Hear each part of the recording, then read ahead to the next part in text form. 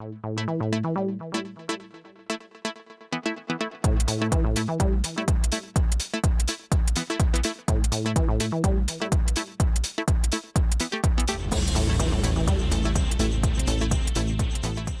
morning to you all.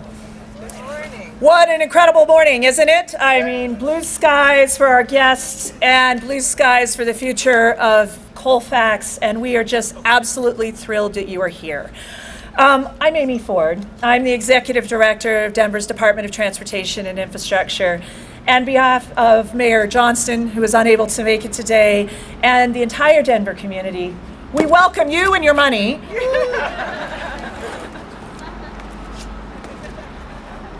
to Colfax.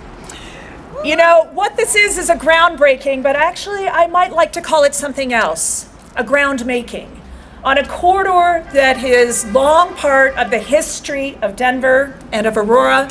It is a corridor that brings together and knits together community. It is a corridor of first opportunities for our businesses. It is a corridor where you can see the entire vibrancy of our area living in this street, on our buses, walking to go to concerts, sharing a meal, living in the communities that are right next door in the neighborhoods that create the vibrancy of the street. And so when we talk about it as a groundbreaking, it's really building upon what has already been here and continuing to lift and invest and create this community in this corridor that we are going to see the benefits of for the future. And we're so excited to have you here with us. You know, as we do this and we talk, though, I want to make sure that we acknowledge the many people who are not just a part of this project, but who've made it so. But before we do, let's talk about that ground piece as well as how we think about our acknowledgement of the land. And so if you'll indulge, I really would like to take just a minute to do our land acknowledgement here in Denver, because as realized, we build on what came before. And then we all must acknowledge and respect that the land on which we stand, live, and learn is the traditional territory of the Ute, Cheyenne, and Arapaho peoples. We recognize that 48 contemporary tribal nations who are historically tied to these lands make up the state of Colorado. We honor elders past, present, and future, and those who've stewarded the land through generations. We recognize that the government and academic and cultural institutions our nation were founded upon and continue to enact exclusions and the erasure of Indigenous peoples. May this acknowledgement demonstrate a commitment to working to dismantle the ongoing legacies of settler colonialism, oppression, and inequity, and to recognize the hundreds of Indigenous nations who continue to resist, live, and create and uphold the sacred relations across their lands. We intentionally honor and celebrate the Indigenous communities in our city and express our gratitude for their ongoing contributions. And let's not forget that this land was theirs long before we made it ours. And as we continue to think about how we make this land ours and continue to build and create, I wanted to again thank my co-host, Deborah Johnson. So we're going to have the co-emceeing roles today, the general manager for RTD and our partner, and how we provide the services upon which we would be building on this street. Great thanks to East High School and the people involved in that project, and thank you very much for Tarita Walker, our principal, she's here, as well as Jackie Coppola, the assistant principal. Obviously, we're standing on this land, we've had students coming around, and this is about what we're doing. It's not just about how we create for today, but it's how we build for the future, and nothing could epitomize that more than being here and sitting in East. And again, special acknowledgement, and if I could have them stand. Project leadership who has worked utterly tirelessly to make not just today happen, but what you will see proceed into the future when we move to construction, to what happened that made it so that brought us to today and where we are today. So David Krutzinger, our transit director, John Stewart, our project director, John, you want to wave, Brian McLaren, our project manager, and Brian Pinkerton, there's Brian, and Brian Pinkerton, our former project director. And for all of those here today, and we appreciate those, and those who are not here and able to join us to celebrate Rosh Hashanah, and to acknowledge that here today is part of our celebration. So we really are here to celebrate, and that's the exciting thing about what we're doing. And you have many speakers sitting in front of you, each of whom wants to celebrate in their own way. But we're going to group this a little bit because it doesn't just happen a project like this. It happens because of a collaboration across a multiplicity of sectors, a multiplicity of people, a multiplicity of opinion, a multiplicity of how we come together and create a vision together. And nearly a decade ago, in partnership with many others who are all sitting here, and who here was at the very beginning? Who here was at the beginning of the streetcar study? I know I was. I founded the FACTS Partnership, which is focused on economic redevelopment in the East, and I know we sat there, the very first streetcar study to where we are today. Think about how far we've come, how we focus on what we do and how we create safe and reliable and invigorating mobility options on a street that has long been the history of how we move, not just in Denver, but through Colorado. When we look to this future, we know that transit mobility is critically important to our quality of life, how we build community, how we build relationships, how we create economic opportunity and commerce. All of this can be seen here in Colfax. And in fact, perhaps no more than any street in Colorado can it be actually visualized here behind me. And when we were moving through that process a decade ago, as we think about how we coalesce and hold a vision, we focused on East Colfax and the East Colfax Bus Rapid Transit Priority Program. And what you see today is a culmination of all of that. And I think we're all aware that the history of East Colfax is many and it's varied, to the streetcar lines that are buried under the asphalt today, to the 15L and the 15 that are literally the highest ridership corridors in the state. And how we think about, we keep through connecting in two communities as we look to Aurora and as we look to Denver, through many city council districts, all of whom are here today to join us, to 2 city council wards in Aurora. And we think about the neighborhoods and the businesses. This road is always about how we connect. And so today, as we sit and we think about the services that we provide and how we think about the over 7 million people, 20,000 people who ride on this corridor today, we know what we're building and creating is only going to make it more vibrant, more dynamic, more engaging. It creates opportunity and it creates choice. And we're really here today to celebrate going all the way back to that 10 years ago plus, about our community's ability to hold to a vision, to say this is what is important and how we invest in each other, how we invest in our street, how we invest in our mobility, how we invest in our safety, and how we take that forward. And we are so grateful that we have partners like Federal Transit Administration, our U.S. Senator, Mr. Hickenlooper, and others who can help us make sure that we enable that vision to come true. So today we're going to talk a little bit about that money side as we go, but with gratefulness do we acknowledge FTA's $150 million capital improvement program out of the Small Starts funding that is really closing and finishing what will make this project real. And not only obviously is this a strong endorsement of the project and what it delivers, but it's also an endorsement of our capacity to deliver. And that's what we're here today to start, is on that delivery, to show that we're capable of doing this. So again, I want to thank also our other funders in this project, not just the City and County of Denver residents who voted in the bond issue and others to continue to contribute to this program, but also to our partners with the Denver Regional Council of Governments and DRCOG. 30 million, if I'm not mistaken, I think that you've put into this, as well as the City of Aurora. In total, $130 million coming from all of these sources to say we believe in this vision and this future. And so as today marks the beginning of project construction, what you will not see us do is toss a bit of dirt. Why? Because Colfax is so much more than that. Colfax is about the people, the businesses, the community. And so we're actually here to talk about them because that's the start of construction. And here to launch our We Back the Facts. Hashtag We Back the Facts. And we back the facts in how we continue during construction to support the community, the businesses, and others who will be impacted as we move through construction, but to know that we are encouraging people to continue to visit, to engage, and to dynamically live on this street the way that they always have. And we'll make sure that we accommodate you, and we want to make sure that we build them. And so we hope we do back the facts as we go through this, and we're going to ask you all to help us and join us in that pledge as we go through. So let me then turn it over today here to my colleague, Deborah Johnson, so she can make a few remarks. And again, thank you so much for being here.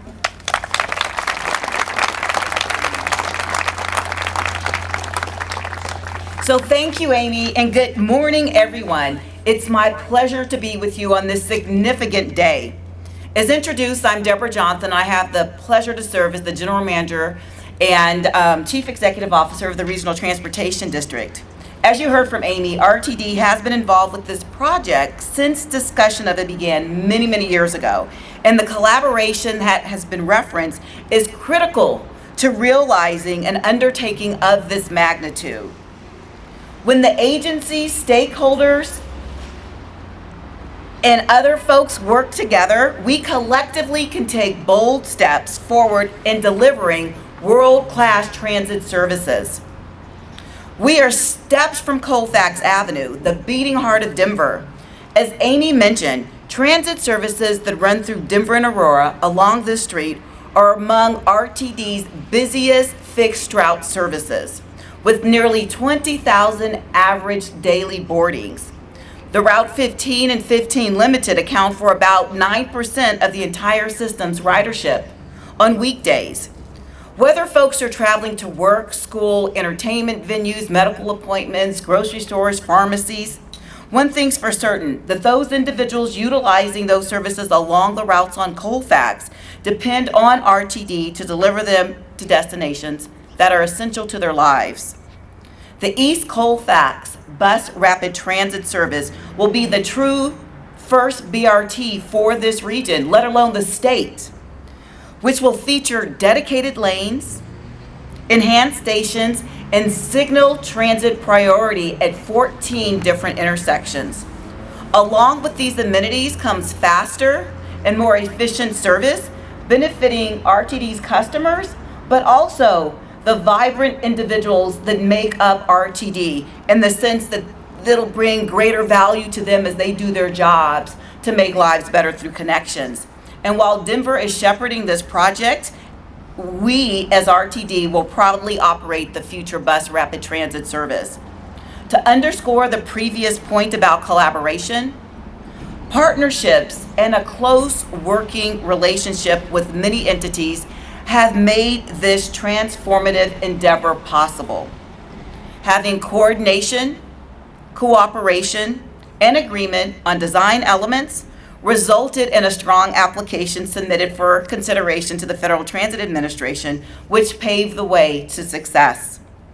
Leveraging local funding, as we heard about, to receive nearly half of the total project cost from the federal government was necessary to fully fund the work that will take place.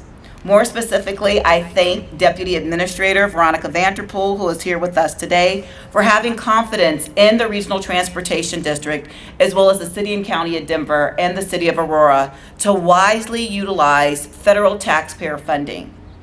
This investment will keep the Denver region on smart development course that will continue to attract residents, visitors, and businesses to the area. Simply put, BRT on East Colfax will strengthen and reinforce connections across the region. Generational transit projects such as this really demonstrate how mobility can have a far-reaching outcome. It is now my pleasure to introduce FTA's Deputy Administrator, Veronica Vanterpool. Having assumed her current role in May of 2022, she oversees policy priorities and objectives along with the day-to-day operations of the administration. She joined the FTA as a senior advisor in 2021. In her prior roles, she served as the Delaware Transportation Corporation's first Chief Innovation Officer. She was the Executive Director of the Tri-State Transportation Campaign and as a board member of the New York Metropolitan Transportation Authority. I will now turn the microphone over to my colleague and friend, Deputy Administrator Vanterpool.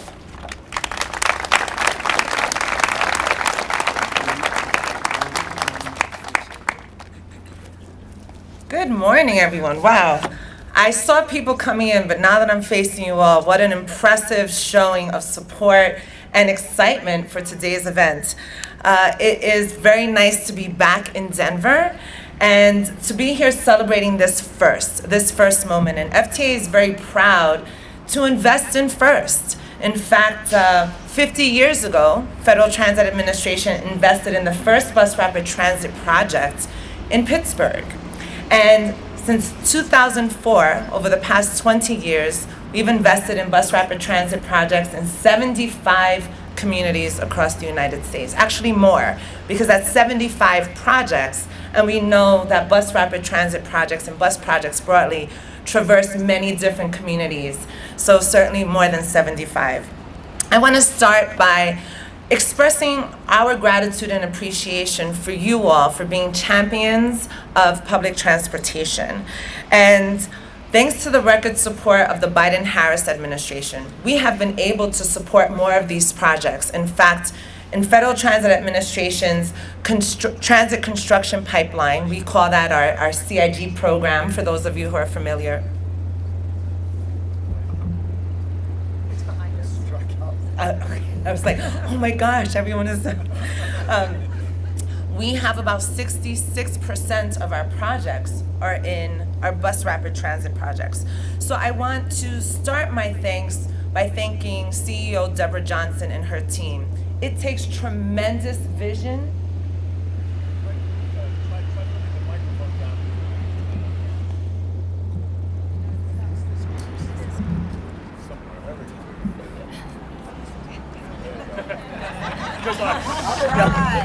I was hoping that would work, but let's see if maybe it'll pick up my voice this way. AV people, can you hear me?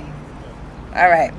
So I want to start by thanking again CEO Deborah Johnson and her team, because it takes tremendous vision and leadership and patience, dedication, and commitment to lead a transit agency. It is not it's not easy. It's a very challenging job. And I want to thank you for all the ways that you've stuck with it. But not just stuck with it, but you've pushed the projects forward. And you've set a strong vision for transit in this community. I want to thank Amy Ford for your leadership and your support. Clearly, you exude a lot of excitement for this, and we need that excitement at all levels of our partnerships. And I want to thank our federal, state, and local partners, certainly Senator Hickenlooper. We had an opportunity to chat a little earlier by the bus, and we were chatting all sorts of exciting things about transit and technology and mobility. There's a lot going on, and we were proud to support and discuss that.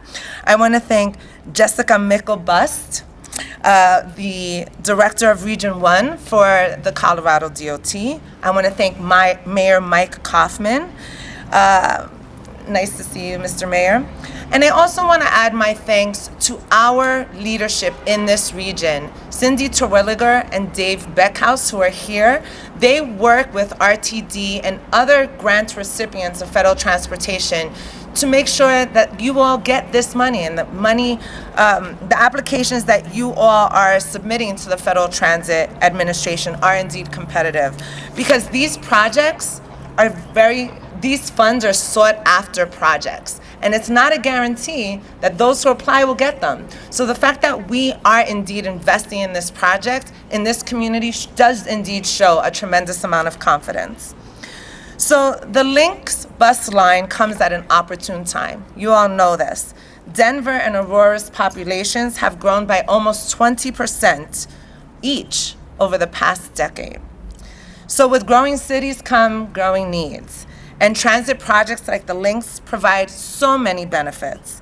And thanks to the foresight of local and state leaders and advocates and community members. I come from the advocacy community, and this work, these moments can't happen without community members and community advocates. We're here to celebrate this investment. And this is a 24/7 service. It will be, with frequencies of up to 4 minutes during the week. That means that people can just walk up to their bus stop and expect a bus to come in short time. In fact, my colleagues and I, we rode the 15 here from our hotel. We took it at 17 and Welton. So we were able to see the use and the number of individuals who are reliant and using and choosing this line on East Colfax to get to everything that they need to get to. So this is faster, convenient connections for RTD transit riders. And it's a great way for people to connect to so many things: healthcare institutions, the university, schools, businesses, downtown Denver. And I certainly want to shout out RTD for making permanent the free fares for students 19 and younger. I mean, we're looking at a school here, and we need to make sure that we're building that next generation of transit riders. So along East Colfax Avenue, the Front Range, and the nation, we need more transportation options. We know that. And we're in this unprecedented historic moment. Thanks to the bipartisan infrastructure law, that 5-year bill, we have the greatest investment in public transit ever $108 billion after over 5 years. And we're nearing the end of the third year of that investment. And I just want to give you two quick numbers. To date, Federal Transit has invested $82 billion of that 108 in our communities across the United States. And that has supported 11,200 transit projects that serve our neighbors, our friends, our family members, our employees. So we are making significant progress. So as I wrap up, I just want to note that these projects are part of larger visions for affordable housing, visions for improved physical health, visions for cleaner, greener air and waterways. And we can't do that without investing in public transportation. So I just want to thank you all for your support, for being here, because these are long time projects. We've heard people say, we heard Amy say this, we heard Deborah say this. Many of you have been here for a long time advocating for this project. So thank you for sticking with it, and we look forward to being here to ride the system when it opens in a few years. All right.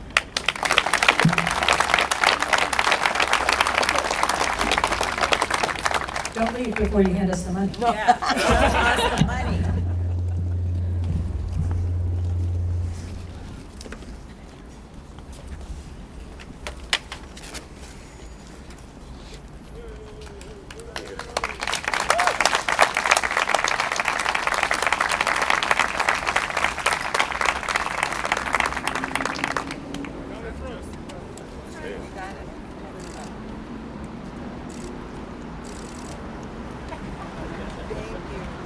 Congratulations to you all for this significant milestone.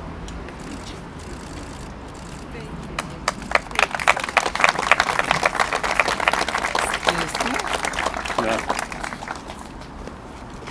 We just left the background noise of the mics. It just sort of adds a booming emphasis to how exciting this all is today. And for those who are honking behind, we're excited they can celebrate with us as well. But now it is my absolute pleasure to introduce Senator Hickenlooper.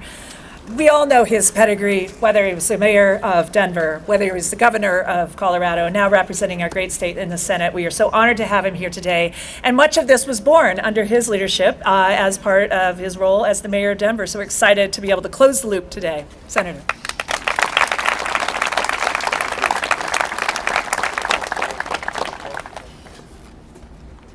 What a turnout.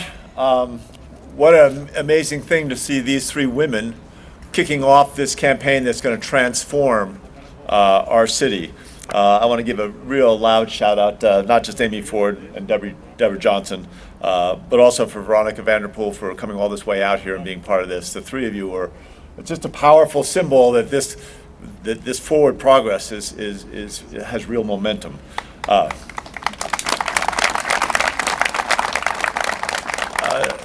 Jessica Mickelbust and everybody at RTD, remarkable team and people. I'd be remiss if I didn't point out the fact that we have Mayor Coffman here, which back when I first became mayor, Aurora and Denver didn't really talk to each other. I remember I went out to visit Mayor Paul Tower and asked him one time whether the differences were really policy-based or personality-based. And I teased him. I said, well, what if I somehow became mayor? This was when I was just thinking about running. I said, and we had a press conference together. I made sure you got all the sound bites on TV, all the ink in the newspaper. Would that make a difference? And he looked at me and he goes, well, it might. And now we see that the Aurora mayor comes into Denver, the Denver mayor goes into Aurora. That relationship between our two largest cities is stronger than it's ever been, and that comes from great leadership. A couple quick points about this. This was something that, 15 years ago, back when I was mayor, we talked about looking at trolleys or some sort of continuous transit along this line of Aurora. I kind of boned up on Colfax, and a lot of people don't realize it is arguably the longest single street in America, 26 miles long, and named after Schuyler Colfax.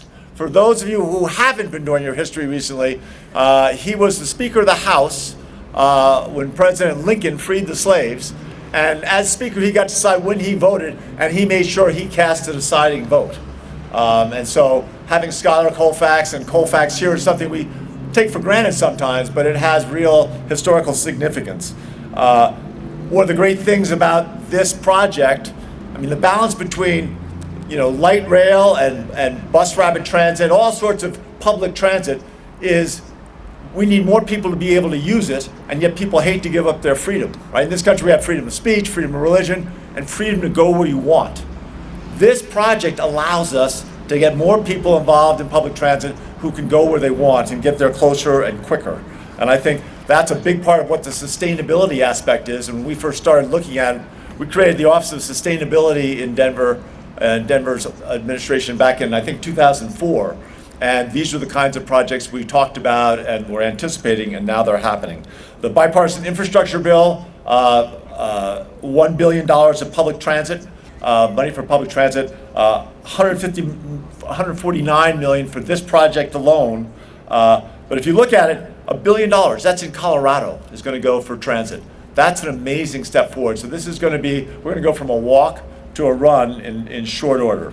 So delighted you're all here. Can't tell you how excited I am to watch this unfold. I live over in Park Hill, 5 blocks from Colfax, so I will be walking to this transit on frequent occasions.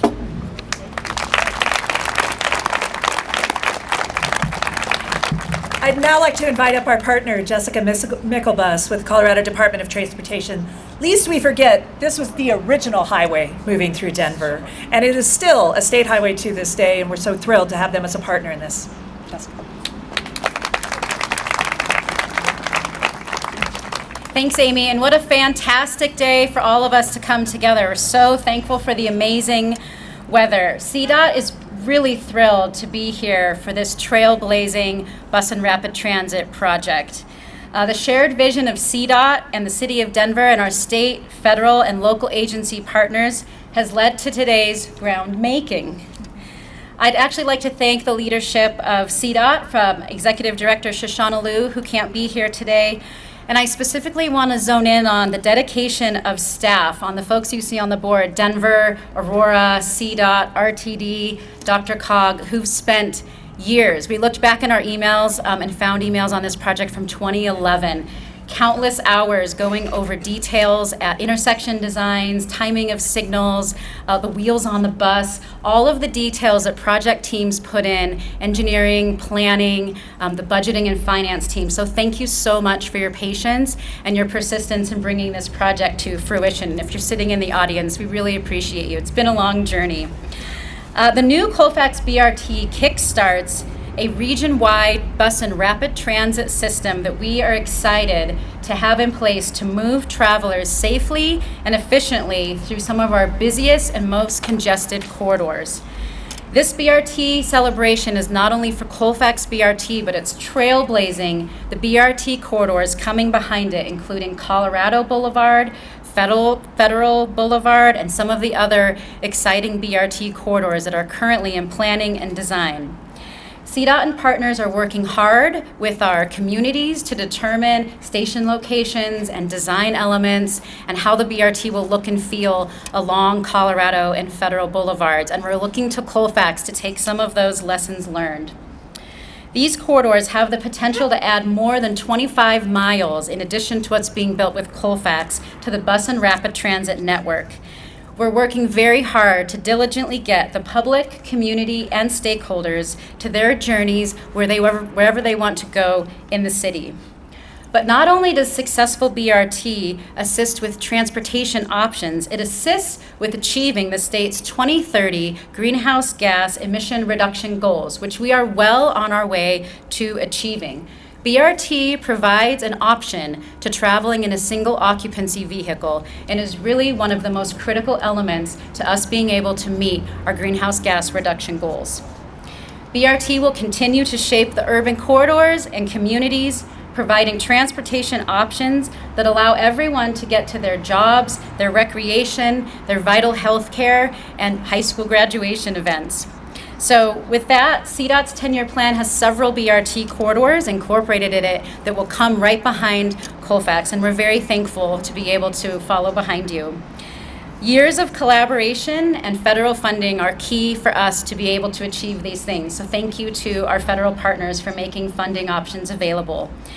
And on behalf of CDOT, we're very excited to be here today as your construction gets underway. Thank you for the invitation. Thank you for collaborating and being a solid stakeholder with us. And here's to future collaboration and success.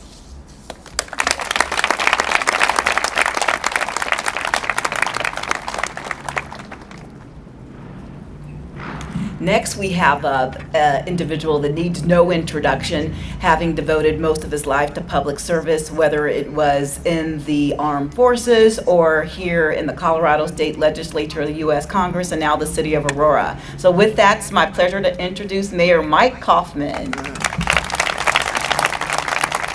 Deborah Johnson, thank you so much, and thank you so much for all your leadership in RTD, and thank the board members that are here. Our partners from the City and County of Denver, our elected leaders here from the City and County of Denver, Senator John Hickenlooper, thank you so much for all your work. This is the second event that I've been with you that involves infrastructure development for the city of Aurora, and so thank you so much for all your leadership in Washington, D.C. and Veronica, thank you so much. Vanderpool, thank you so much for coming out to Colorado and for your leadership as well in making this happen. So this project is absolutely so critical for the city of Aurora, not just now, but for the future of the city of Aurora. My father was a career soldier, and so he was at Fitzsimmons Army Medical Center when I was growing up. And at that time, Colfax, East Colfax in Aurora, was the center of the city. It was the retail center of the city of Aurora. It was vibrant, it was safe, it was just an extraordinary place to grow up. Unfortunately, that has changed now. What this project will do is will help bring it back. And I was just in Boston recently looking at successful medical research centers there in Longwood and in Kendall Square to see what makes them successful. And we have all the but they're out of space, and we have all the basic ingredients between the clinical work in 3 major hospitals, all the University of Colorado's healthcare programs, and the bioscience research that we have to grow that bioscience research part. We already have 32,000 employees that work on this campus, and transportation's a headache. And so this will help them between the A line, the R line, and BRT along the Colfax corridor will help us grow that campus. And BRT will help us revitalize the Colfax corridor, making it an urban corridor based on residential instead of retail. The retail is never going to come back. And will give people an opportunity to live and work on that Colfax corridor and be able to rely on mass transit to be able to do that. And BRT will give us the ability to not only have that urban corridor, but to grow that density without having to concern ourselves with all the parking, with people that can rely on this mass transit. And so I want to thank everybody that was involved in this project, but it is absolutely key to the revitalization of the Colfax corridor in the city of Aurora that will bring it back really as the center, as the heart of the city of Aurora. So I want to thank everybody that was involved in this project.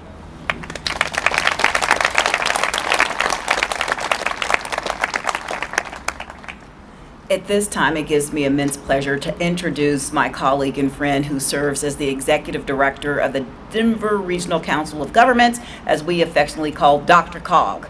So come on up, Doug Rex.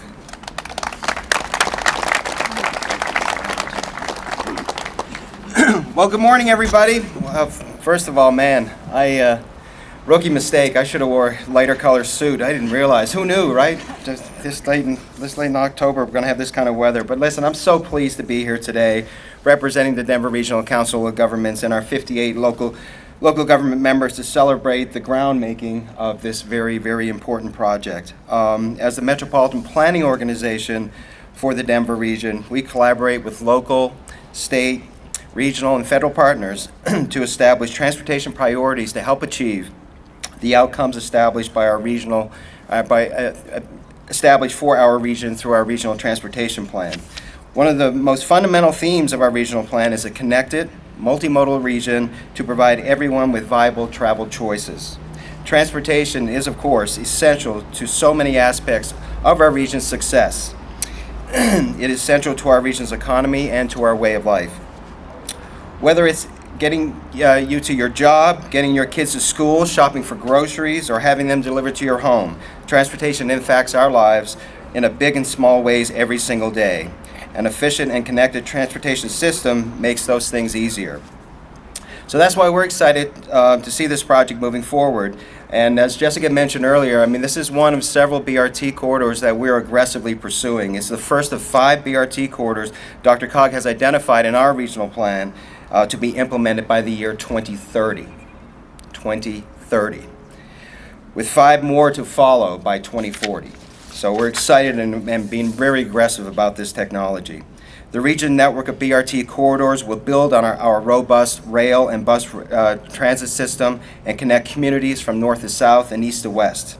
This project demonstrates the success we can have when we work together to bring our collective visions, energy, and efforts to the table, something that the Denver region is known for. I am proud of DRCOG's role in supporting this project through the planning process and as a funding partner. We have a lot of work to do and a lot ahead of us. And as you know, this region is up to the challenge, and I'm looking forward to working with every single one of the people that are in this room to get this thing going. So thank you very much.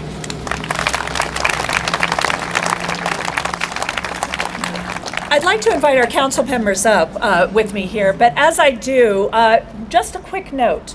While we were sitting here, and perhaps it was a timing thing where they were urging us to stay on time in our messaging, but Abby was counting. So a bus is coming, and if you guys would like to join me as I say this, every 4.3 minutes through the York Station. We had how many buses come through since we've been talking? 10 buses come through. That's the rapidity of what we're talking about when we talk about bus rapid transit. But this community project has always been for the people of who comprise this corridor. We're so very excited to have our council members here to join us today. I want to also acknowledge, I think Councilwoman Selena Gutierrez Gonzalez is here.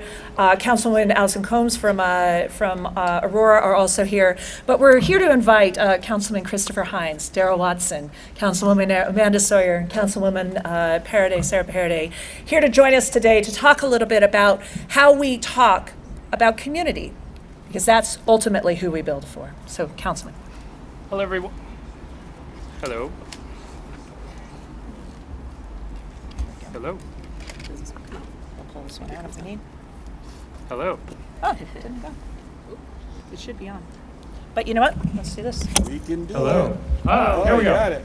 Hi, everyone. I think you can hear me now. My name is Chris Hines. I serve on Denver City Council representing District 10. If you don't know where that is, they really like Perfect 10. So if you don't know where it is, you're in it. We are the Center City District. Before I got elected, I was an advocate for people with disabilities at the local, state, and federal level. I want to thank then Governor Hickenlooper in May of 2018 for signing the Chris Hines Act into law. I'm Chris Hines. And that was a transportation access bill. But I stand on a history of giants here in Denver and Colorado. Reverend Wade Blank and the Gang of 19, along the Colfax BRT line, right at Colfax and Broadway, threw their wheelchairs aside and struggled up an inaccessible RTD bus. That was in 1978. Years later, the Regional Transportation District, the RTD system, was the first mass transit system in the country to become fully accessible. Well, here we are today to level up. In one way, literally, we now have level boarding for everyone. We have universal design where everyone can get on the bus the same way, including people in wheelchairs like me. But then also figuratively, we're leveling up too, in that we are making transit faster, safer, for the riders and for those around, the pedestrians around Colfax, and more reliable for everyone. So I'm so excited to be here. Thank you so much. I will pass it over to Councilmember Watson. Thank you so much. And I'm going to stand next to Councilwoman Parody. I don't want you to be all here by yourself. Hey folks, my name is Darrell Watson, and I'm honored to serve the City and County of Denver as the City Council member representing all of the fine District 9. I gotta tell you, we heard a lot about utility and transportation, and Colfax is all about utility transportation. BRT is gonna get you to and through quickly. But the reason we love Colfax, the reason why people are hollering and honking out there on Colfax is because it is the funkiest street in the City and County of Denver going through Aurora. And I'm telling you, there's nothing that brings the funk better than art. And I'm gonna spend some time thanking folks, the artists, for doing the work that they're gonna do to keep Colfax funky, freaky, and the place we all wanna hang out. So let me first start with the City and County of Denver. Thank you, Mayor Hickenlooper, Senator Hickenlooper, Governor Hickenlooper, and all the mayors and leadership within Denver to make sure that we're putting forward 1% to art. We want to make sure that all of our infrastructure has and celebrates great art and great artists. We want to give kudos to Denver Arts and Venues and the members of the Artist Selection Committee for their leadership in reviewing the art that will be all over Colfax. And if you have a name badge on right now, take a look at that good-looking art on there. That is done by some of the artists that are going to be decorating all of Colfax. I want to call out the artist's name, and I don't want to mess them up, so don't snap at me, don't talk about me if I pronounce it wrong. I love you. I'm going to try to pronounce all your names perfectly. I want you to join me in celebrating the following contributing artists: Joycelyn Amy Siegel and Access Gallery. Give our applause, everyone, after each of the names. Let's do it. Corinne Trujillo and Aiko Sizmack. Coco Collaborations. Where's Coco Collaborations? There you go. Justin Decole. Justin, awesome. And Janelle Stanley. I want to thank you all for keeping the funk on Colfax as we make it more accessible, more open for families. Thank you all so much. Hi everybody, I'm Sarah Parody. I'm one of your council members at large. So I love to see change happening on a big arterial that runs all the way through the city.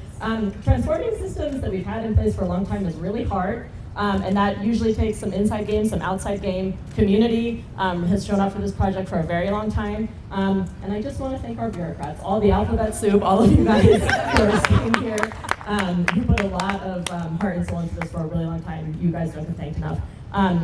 In Denver, we take seriously as a culture in the city that we have to do something about climate change. But what I love about this project is an example of how in ending emissions and harms that we've been doing to our natural world, we can also create more interconnectedness for our communities, more economic opportunity for everybody who lives along this beautiful thread that runs through our city, lives and works along Colfax Avenue, including me. So thank you all so much. Councilmember Sawyer. Closing it out. For those of you who don't know me, I'm Amanda Sawyer, Denver City Council member for District 5, which is East Central Denver and is bordered by Colfax. It is my honor. I am so excited to be here to launch the Colfax BRT. This is something that has been happening since I started running for office and long before that. We are, at this point, I think we're spanning 2 decades into this project. But we look the same. But yeah. we all look exactly like we looked 2 decades ago. I forgot my reading glasses, so I'm not going to read my speech because I can't see my piece of paper. But I want to acknowledge something we haven't had a chance to talk about yet, and that is what makes Colfax so special. And that is our extraordinary businesses that are along Colfax. That's right. Yeah, that's right. We have some incredible opportunities for business along Colfax. This is an incubator space for the entire city and county of Denver. And so I just want to acknowledge that as we break ground today, as we celebrate this extraordinary, impactful change that is coming to Colfax Avenue and to the city of Denver, I want to acknowledge our businesses and how much they need our support, they need our help. Right now, we know that as of today, we have not lost a single business on the 16th Street Mall due to the 16th Street Mall construction. Small business. And we want to see that for Colfax as well. Our businesses here are fun, they're funky, they're extraordinary, they make our community a better place, And so we wanted that to continue. And with that, I am going to introduce someone who, if you live in East Denver, needs no introduction. Frank Locantori, Executive Director of the Colfax Village.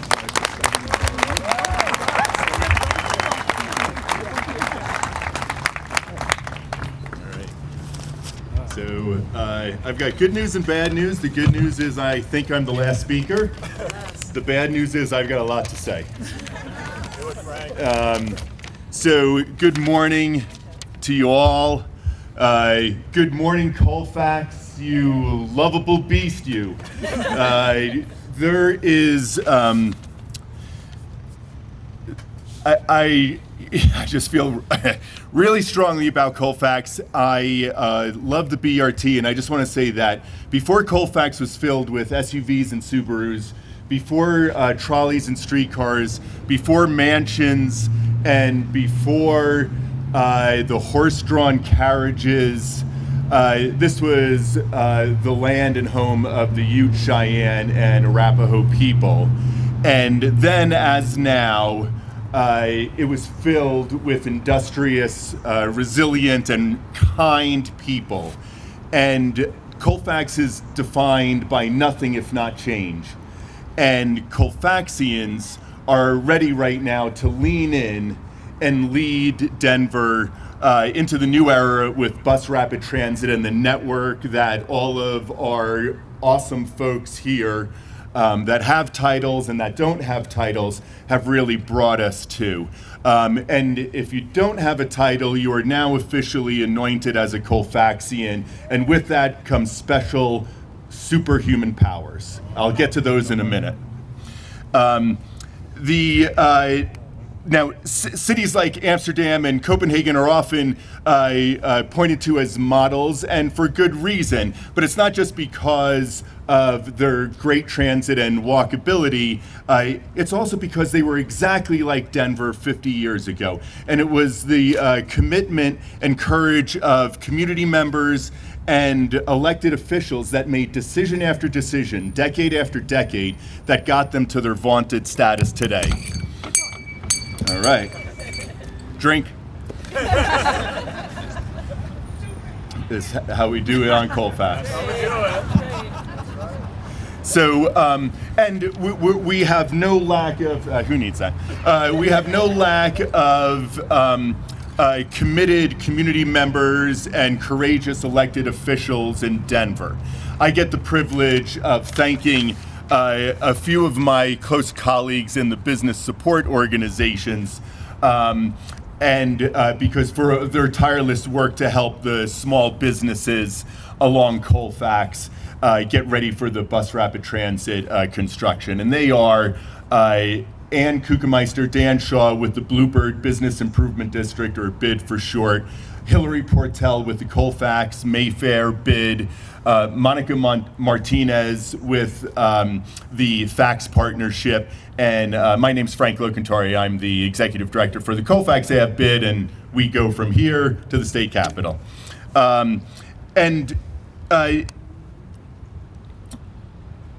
BRT, I mean, I'm telling you all stuff that you already know. It's necessary. Status quo isn't an option. If the BRT was not built, then Colfax and our communities would buckle under thousands of additional vehicles every day. In the next 20 years, we're going to have a dramatic increase in job growth, population growth, and travelers on Colfax.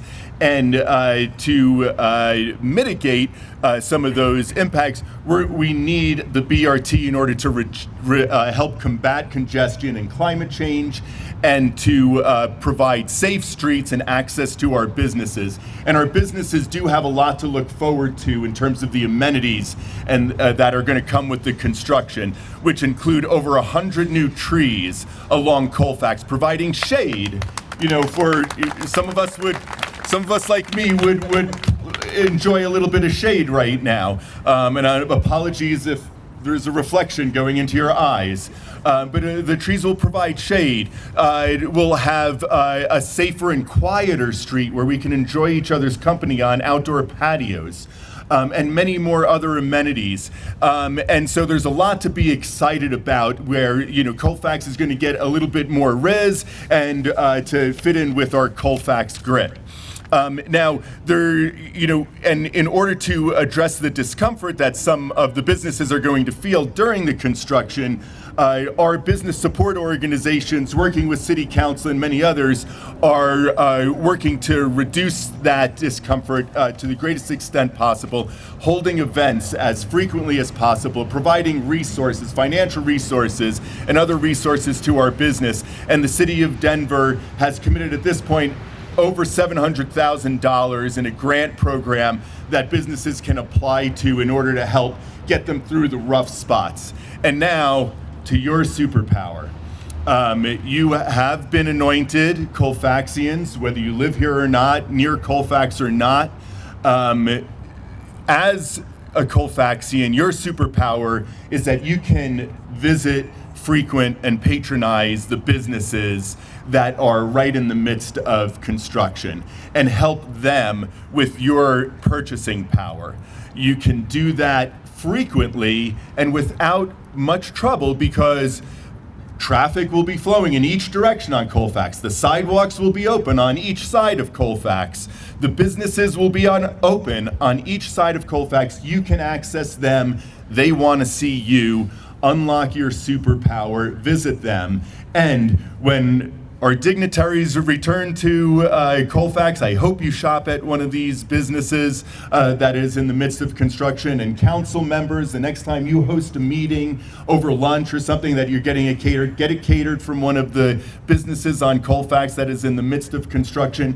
And if you go to, I'll demonstrate. If you go to a business and and they're in the midst of construction, and you walk to the front door, and you take a picture of yourself at the front door, and then you add the hashtag #WeBackTheFacts and post it to a social media platform of your choice, you'll be entered to win a $50 gift card to support another business on Colfax. So you can learn more about that at denvergov.org/WeBackTheFacts or something like that. Just talk to us. There's a lot of things to remember there. But anyway, just We Back the Facts is what you need to remember. And I just want to thank all of you, for being here. Everybody that has, made the decision, and I really appreciate you giving me the opportunity to say a few words. Thanks.